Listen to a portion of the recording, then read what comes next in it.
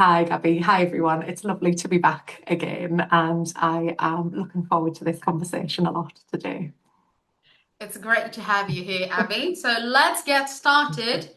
I'll have five questions for you. So let's start with the first one. Do you think hobbies help with language learning? Yeah, absolutely, I do. I think any type of hobby, whether it's reading or watching films, but also walking, playing football, whatever it is, I think it can help you find some context to learn in, if you like football, you can learn English around football. If you like reading, you can learn like vocabulary around reading. Um, and if you're in an English speaking country already and you have a hobby, for example, like yoga or something like that, and you don't have friends that enjoy yoga, you could go to a yoga class, meet other English speaking people and start socializing with them as well. So I think it can work on multiple levels. Yeah, Yeah. absolutely. And the best part of using a hobby to learn English is that it's fun because you enjoy what you're doing. Yeah, After all, it's your hobby. And because of that, we tend to be more motivated to learn English, right? So absolutely. I really like playing video games, you know. Right. So Mhm. I have learned so many things from video games when I was still learning English, and I've heard stories of so many people that learned a lot of things as well, a lot of English from video games and other hobbies as well. So I think they are amazing. Yeah, absolutely. One thing I always mention to my students is um, it's great to be immersed in English, so reading, watching, playing, whatever in English. But in some ways, it's important to be active in that learning as well. You can be immersed and be listening to everything in English, but it's being careful not to be too passive with your learning, Yes. and um, try and pay attention to things. So if you're listening to a podcast, you maybe speak and say what you listen to, or you write a summary of the podcast or something like that and list some words. So it's trying to be a bit more active with it. Yeah, absolutely. One thing I did that was a bit silly, a bit crazy, but it was great for my English as an English student was to talk to myself in front of a mirror and then just speak, because if you're only listening and reading, right, but when you need to speak, then you will freeze if you only Absolutely. listen and if you only read. So speaking is absolutely necessary. Yes. Okay. One thing, one of my students, she probably hates me telling her this every time I see her. But I always say about recording herself speaking and listening back, and sort of, I think one of the things that's so important is giving yourself feedback as well, not just waiting for a teacher to give you feedback, but having Mhm. the ability to do that yourself. But she hates the sound of her own voice, which all of us do. We don't like we don't like the sound of our own voices. But I think that's so important as well, having that ability to give yourself feedback, and listen to yourself back. Yeah, so I don't know her, but she's probably a Yeah, bit perfectionist. So when yeah, when she listens to absolutely. herself, she starts to notice all the mistakes and pronunciation mistakes and grammar mistakes, and then she's like, "Oh my God, my English is terrible." But in reality, it's not like that. We just have Mhm. this feeling about ourselves because we are perfectionists. So Yeah, yeah. absolutely. So Yeah. I Uh-huh. understand her. Yeah. Yeah, oh, totally. I completely, I think the feeling of like, oh my God, I've made so many mistakes there is Yeah. such a big thing. What I try and say to her is nobody else is going to hear it. It's just Oh, that's you. really nice of you.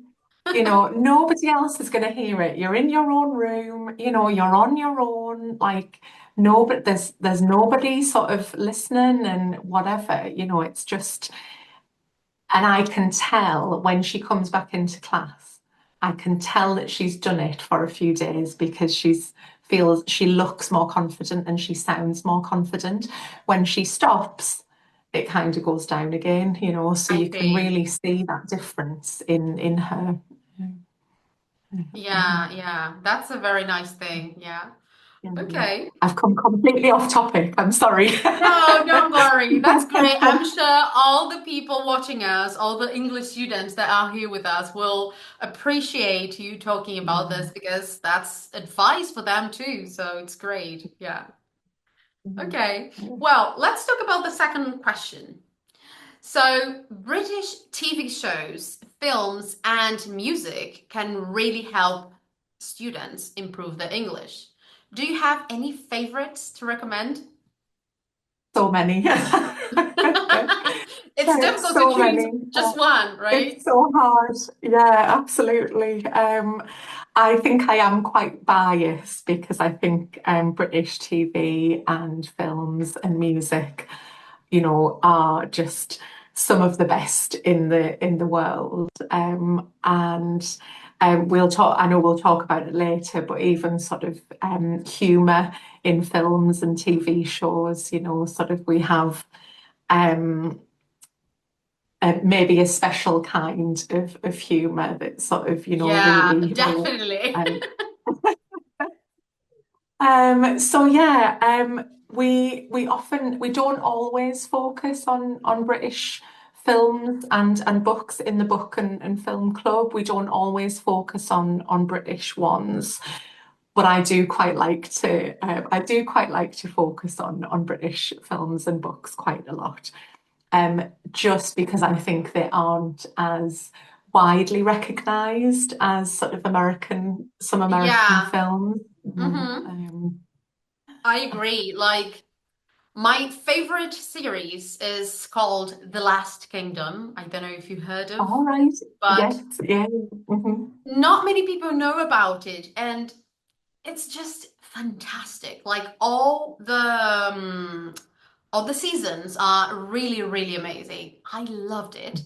But it's not the best one for English students um because of historical language and also very different accents. So it can be Yeah. hard if you are a beginner, but it's definitely a very good series to watch. But it's also a good thing if you want to get used to different accents, right? And this series made me more curious about the UK, about history, and about castles, definitely. Right. So, yeah, so this is one of the reasons I visited the north of England when I went to England last year. So, yeah, so that's one of the series I would recommend, but it's more for advanced students, yeah. No. I was when we first started chatting, I was so surprised that you'd been to the northeast and to Durham, because nobody comes here. Oh, I Um, loved it. It was really yeah. nice. People were nice, the place, everything. But I was a bit unlucky because, I'm from Brazil, from a very hot part of Brazil. So I didn't want to come in winter. Oh, I didn't want to come in summer. I wanted to go in winter because, it's hot all the time here. So I really wanted something different. And Yeah. then it was freezing, really hard for me. But the castles, most of them were closed because it was winter. So yeah, bad luck for me. yeah, definitely. They often close sort of winter time, but then Yeah, reopen sort of the start of spring. yeah. But Maybe my next my time. friend came. Yeah, it's perfect time, sort of that time. But my friend came over from Brazil in June last year, and it was the coldest June we've had for I don't know how long. And even I had my big coat on because it was cold. She had like 3 layers and a big jacket. It was freezing. Yeah, yeah. I know how she feels, so it's hard for us. Absolutely. It's very Yeah, different from what we have here in most of yes, the country. So in the yeah. south of Brazil, it can be a bit cold in winter, but nothing like England, of course. Yeah. Mhm. Yeah, you need thermals, lots of thermal Yeah. layers. Yeah. I thought I would leave the music recommendations until I think there was the last question about Yeah. about music. But um, I wanted to mention some films and TV shows. But I think you mentioned about accents, and one thing about the UK is we have so many varied accents that if you just, yes, as a beginner, you'd want to focus on sort of quite clear accents, maybe like the Crown and things like that, quite sort of Yeah. typical British accents. But as you get more advanced, I think it's a really good idea to challenge yourself with different accents because Yeah. you're going to find so many different accents in the UK that it's quite a shock to the system, I think, when you come over and you hear these different accents. Um, there are two recommendations from that were filmed in my local area, sort of the Oh. northeast of England. So the first one is Billy Elliot. Oh. Never Um, heard of have it. you ever? So No. it's about a young dancer, and he is from an area where boys don't dance. It's not the thing that Mm, boys do. They go to boxing and football and things I like see. that. And it's set during, we had a lot of mines in our area, a lot of coal mines, and Hmm. it's set in that time. Sort of, I think it was like the 70s, 80s, something like that. So I would really recommend that. It's funny, but it's emotional as well. It's a lovely story. And the other one from my area is called. I will send all of this in writing. I'll send you some notes afterwards on. Okay. Um, but Daniel Blake is about somebody who is on benefits, sort of government benefits, Hmm. and it talks about his life and his journey. And again, some quite funny themes and sort of quite serious themes as well. So it's really nice, a nice one. Um, and TV shows, a show called Happy Valley, which is a police drama. I don't know if Oh, you've ever heard of that one, but that's not a really really, good. no. I mean, Yeah. I know Mhm. the famous ones, like Yes. Mhm. I forgot the name. It's about the guy that it's the actor is Killian Murphy. I forgot the name of the series.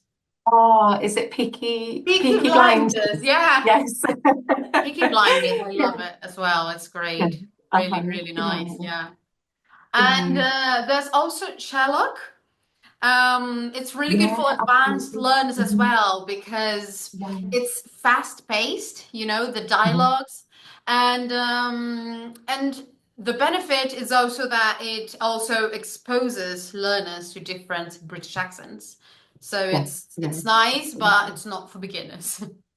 Yeah, yeah, absolutely. I think it's so hard with especially TV and films for beginners. And I think for me, and I know you've recommended this in the past, but um, films, books, and TV aimed at children.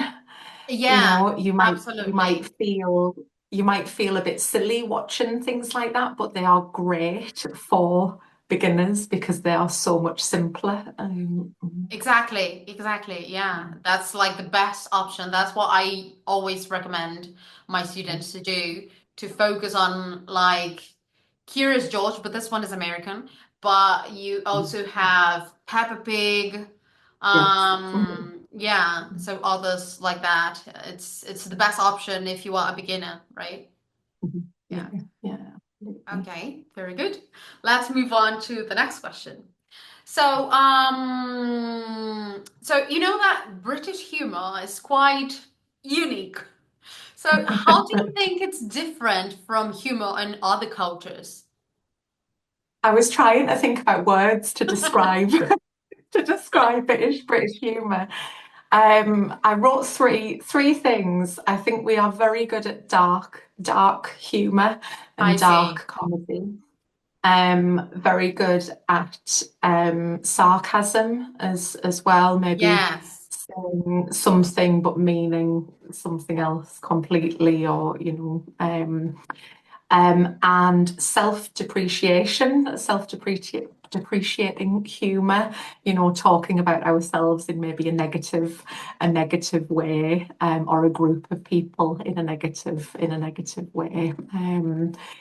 Um, and I think those are probably the things that set us apart from other countries and other cultures. Yeah, like if if we talk about just like English, yeah, if we think about, for example, American humor, it's more direct, while British humor, to me, it sounds a bit subtle. So it's not very obvious why it's funny. And I think that's why it can be hard for some people to understand, right?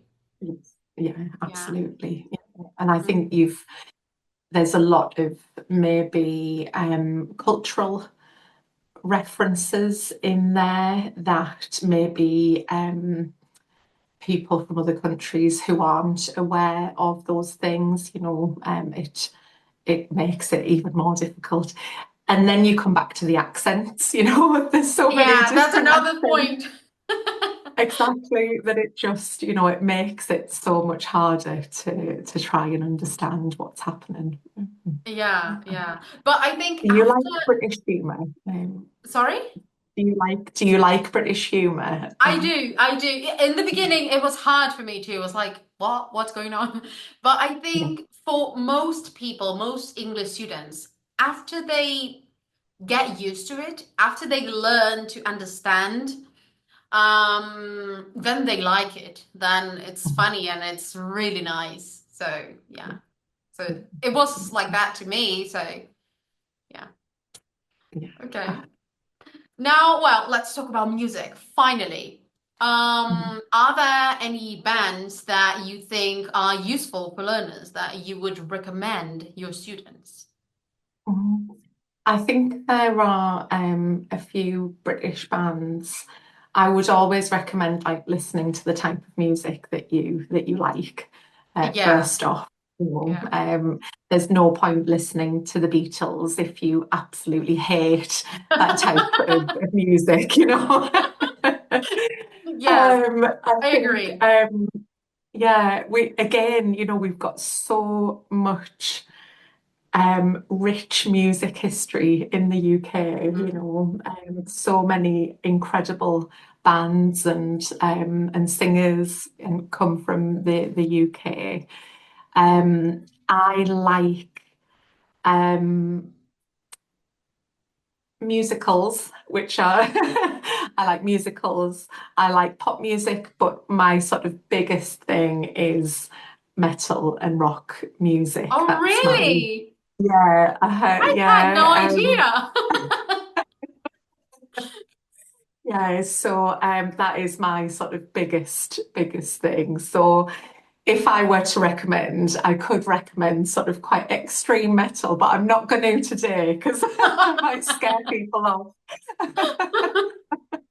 I But see. I think, yeah, people like the Beatles. I think, although it's old, I mean, it's like 60 years old now. They use, some of their songs are like poetry and some lovely vocabulary, and they're easy to sing along to as well. And I Mhm. think, although everybody knows the Beatles, I think they're sort of it works so well for English learners.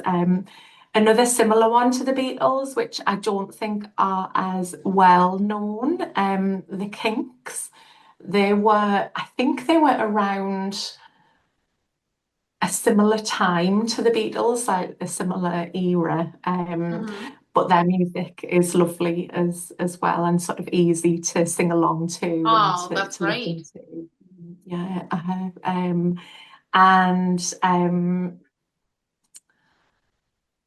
a Yorkshire band called the Arctic Monkeys, which again, nice songs to listen to. They sing in their accent, so it's quite a challenge to sort of listen to that because they do use their accent to sing a lot. But they are good, and you can sing along quite well to those as well. I see. Um, um, so I've heard about Arctic monkeys when I was a teenager. It was like a big thing. Yes, At school, everybody was listening to it and talking about it. So nice. yeah. But I agree with you that the Beatles are a classic because the lyrics are really easy to sing along and very clear and easy to understand as well. So Yeah. I would definitely recommend this one. But another one that is not that old is Coldplay. So I really Oh, like yes. Coldplay and most songs, are not very fast, so easy to Yeah, understand as well. yeah. And another one that is not very easy, and I don't know in England if you've heard about it, but here and in other countries, it has become a meme, is Adele because her songs Mhm. are great, but when she gives interviews, she has a very strong accent and she speaks really fast. So She if you does, are not an English absolutely. teacher or a very advanced learner, then it will be very hard for you. So, people are saying British English here, advanced level, and then Adele level is here because Yes. of that. Yeah. Yeah, but like you say, the songs are very easy to understand, aren't Yeah, her they? songs are great. Yeah, absolutely. Yeah. If you Yeah. want a challenge, listen to an interview.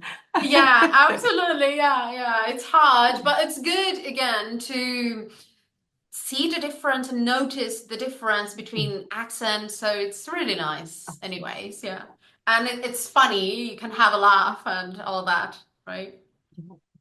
I think that's the biggest thing for me with students that want to learn sort of British English. Mhm.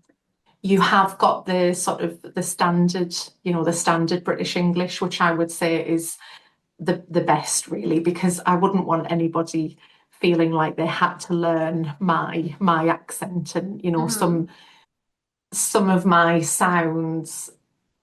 I One of my students, I might ask her to repeat a word and I forget I'm doing it in my accent. So she says it in my accent, and I'm like, oh no, no, no, no. I did it wrong. I did it wrong. And we go back and I say it in sort of RP, our British, proper British English. Yeah. So, Yeah, this can happen too, but I feel like people have this, like, I want to speak British English, but like which mm, one, Because of course RP exactly. Yeah. accent is the Mhm. the standard one, but Yes. there are So many in the UK, so many different acts. Even in England, of course, if you think about Scotland and then things get crazy. But if you think Exactly. just Yeah. about England, there are so Uh-huh. many different accents. So Yeah, that's why I absolutely. always talk about the importance of listening to different accents because in real life, a lot of people will not speak with the RP accent. They will speak differently, even foreigners, you know. So people say, oh, it's difficult to understand, I don't know, a German person speaking English or a person from China or from India or from, I don't know, many different countries. But I'm like, but you need to listen to it to get Yeah, used to different accents so that you can talk to everyone because that's the point of speaking English anyways, right? yeah, yeah, absolutely, absolutely. So just trying to keep it as varied as possible Yeah. and not going down one sort of straight path, you know, going off and exploring different things. Yeah, that's the idea. Absolutely. Yeah. Okay. What kind of music do you like, Gabriela? I like pop music, so I like Coldplay, I like the Beatles. I Mhm. like Adele as well. So Right, yeah, I like pop music right. most of the Mhm. time, yeah. Yeah, yeah, yeah. Yeah. Okay, so Abby, it was great having you here. And Thank you so much. thank you for coming. And I hope you have a very nice day. See you next Thank time. you. All You right? too. See you next time. Bye, everyone. Bye bye.